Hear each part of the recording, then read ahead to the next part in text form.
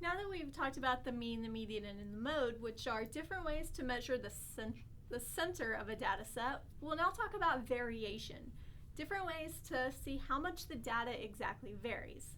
The first of these is the range. The range is going to be the easiest type of variance to compute, and all it is the maximum data point minus the minimum. And that's it. We just subtract the largest and the smallest data points.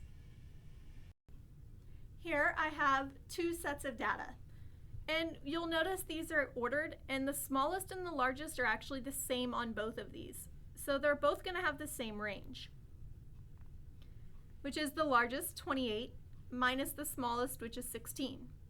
So the range on both of these is 12. So we were able to find the range for two completely different data sets, and we got the same number. And in fact, if you try to calculate the mean for both of these, you'll also get that they have the same mean, 22. So the mean and the range aren't enough to tell us exactly what we need to know about the table, or about the data. Instead, we're going to need another way to measure variation, which is going to be known as variance and standard deviation. For now, we'll define these and talk about how to do them. And then in the next video, we'll actually do some examples for computing these. First, we'll talk about the variance. And essentially what happens is it tells you what the distribution is like around the mean. So in order to do this, it has a quite complicated formula, which I'm not going to write out exactly, but we'll just walk through the steps to show you that it's really not super difficult to do.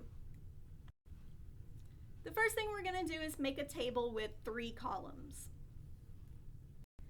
In column 1, we're just going to have our standard data values. The set of data that we have just goes straight in column 1. So far we haven't actually done anything. Our third step is to actually find the mean of these values. So this is our first actual calculation, is to calculate the mean, something we've been doing before. The second column, column 2, is x minus x bar. This means we take our data value and subtract the mean, so value minus mean. So essentially we have all of our data points in the first column. The second column is just going to be what happens when you subtract the mean from all of these points. Column 3 is then the square of column 2. We take all of the data points in column 2 that we just found, and we square all of these numbers. We then add up all of the numbers in column 3. So now that we have subtracted the mean and squared, we're going to add up the entire third column. The last step really depends on whether we have a population data or sample data. We divide by n, which is the number of data points that we have for a population variance. So if we're dealing with data for the entire population.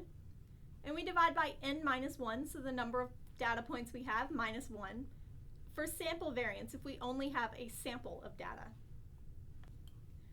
I've now wrote down the official formulas. So the sigma squared is our population variance, and this is the letter we use, is the Greek letter sigma squared. So we take our data points, we subtract mu, which is our mean, square it, and divide by the number of things there are.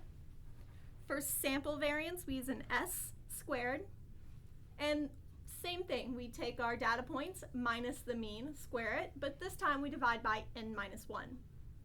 So there should be 2 main differences in these formulas. Population variance has this mu at the top. Sample variance has an x bar. And this is just notational for whether we have a population mean or a sample mean. We had different letters. And then whether we divide by n or n minus 1 is the second big difference. And so in this case, it's really important to pay attention to whether we're dealing with a population or a sample.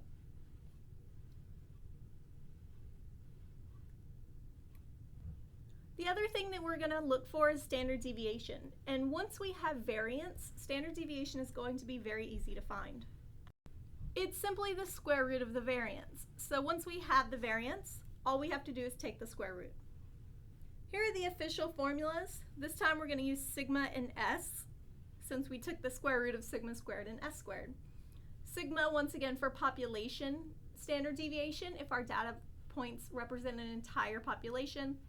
S if we're just looking at a sample. So here we're just defining these, talking about how to do them, and giving you the basic formulas. Our next video will then give us some examples on using this and show us exactly how it works in practice.